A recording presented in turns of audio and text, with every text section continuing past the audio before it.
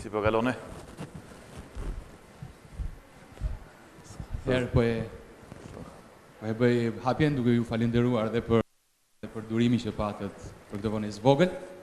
Ky është një takim, më saktë është një bashkëbisedim për studentët që janë shkolluar jashtë shtetit dhe për integrimin e tyre në tregun e punës në Shqipëri dhe për dëgjuar alternativat që Partia Lëvizja Socialiste për Integrim do ofroj.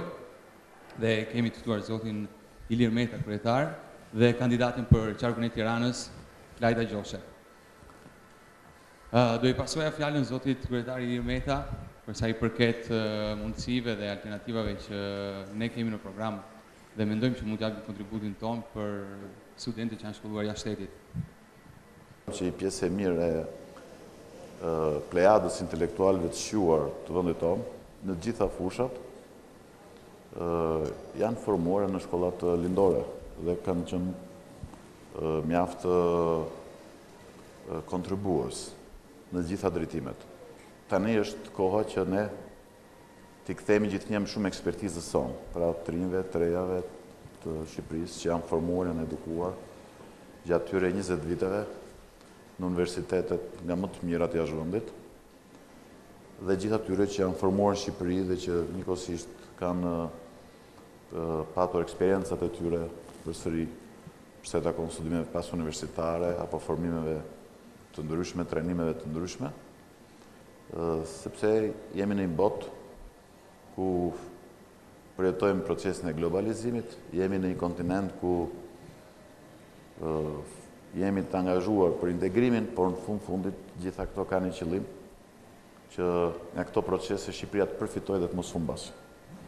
Sepse këto procese i ofrojnë të dyja mundësit. Si synon në radhë parë të tërheqë vëmendjen e të gjithëve aktorëve politik, të shoqërisë civile, të ekspertëve dhe natyrisht edhe të qytetarëve, pse jo edhe të votuesve, po mendoj se kjo është e fundit, se ne duhet të vendosim disa objektiva strategjike për të ardhmen, në mënyrë që të garantojmë një rritje ekonomike më të lartë dhe të qëndrueshme, si rruga më e mirë për të garantuar edhe një punësim të sigurt dhe afatgjatë.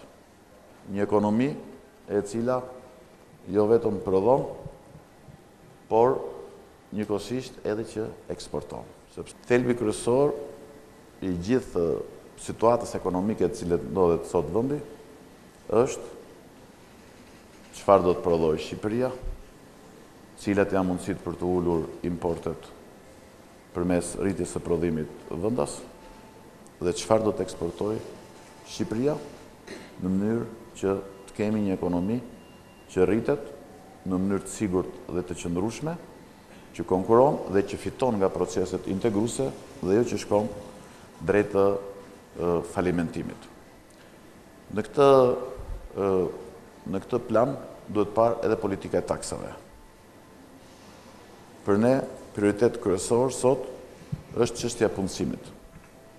Dhe gjitha politikat, edhe taksave, duhet jetë funksion të punësimit dhe ekosisht rritjes ekonomike të vendit. Ndaj edhe në programin tonë i kushtojmë një rëndësi të veçantë krijimit të parqeve industriale, krijimit të mundësive të menjëhershme infrastrukturore të terreneve të gatshme ku nuk mungon asgjë në mënyrë që një investitor të transferojë një fabrikë, duke i përjashtuar dhe për disa vitet e para nga gjitha detyrimet tatimore.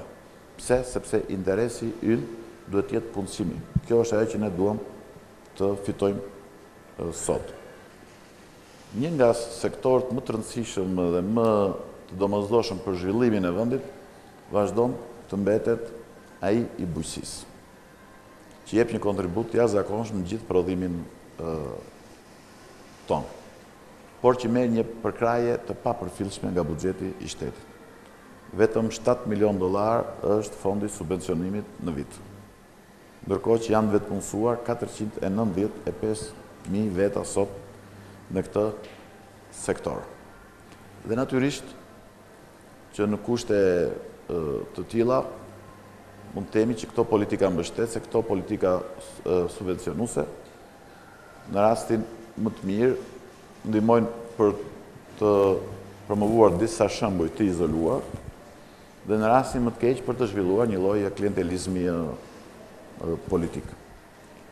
Duhet një konceptim krejt tjetër dhe një mbështetje krejt tjetër që ky sektor kaq i rëndësishëm jo vetëm të rrisë numrin e të punësuarëve dhe vetë punësuarëve, por edhe të rrisë rendimentin, të rrisë prodhimin dhe njëkohësisht të ulim importet, sepse ende i pjesë e zakonshme e importeve tona i takojnë fushës bujqësisë edhe të ushqimit dhe të eksportojmë sikur se ka ndodhur edhe para 30 vjetësh.